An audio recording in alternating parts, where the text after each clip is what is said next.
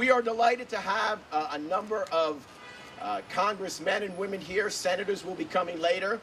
And we are delighted to have from Tennessee, Congresswoman Diane to be our first speaker. Congresswoman. Thank you. Thank you.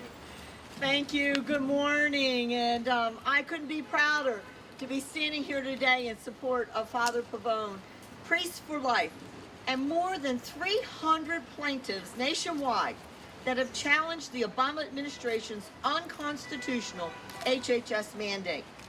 And as we gather here today, I'm reminded of the wise words of President Thomas Jefferson, who famously said, "No provision in our Constitution ought to be dearer to man than that which protects the right of conscience against the enterprises of civil authority."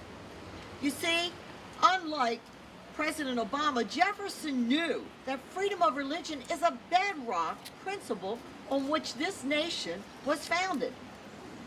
Being an American has always meant being able to freely choose your faith and to live by the dictates of that faith at home, at church, and in the public square.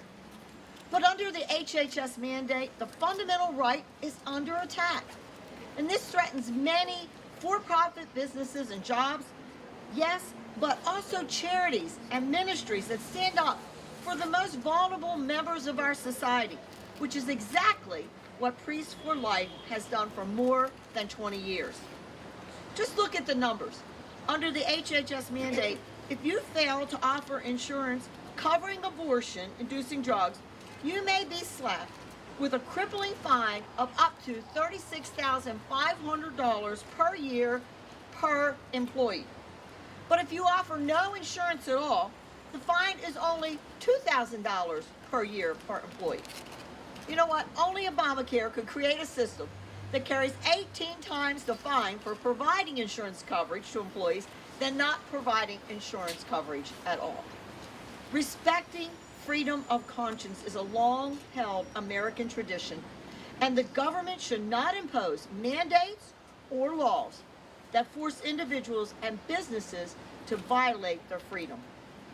In the fight to protect religious freedom, we must act on all fronts, whether it's through the courts or whether it's through Congress.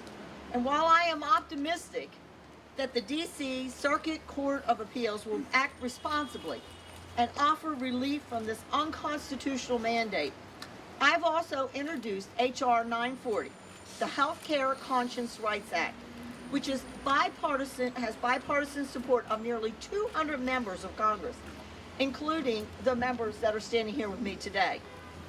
My legislation would provide full exemption from the HHS mandate once and for all. Because the bottom line is, increasing access to health care should never require forcing nonprofits like Priests for Life to choose between coverage and their conscience. Thank you all for being here today, and please join me in continuing to pray for Father Pavone and the Priests for Life. God bless.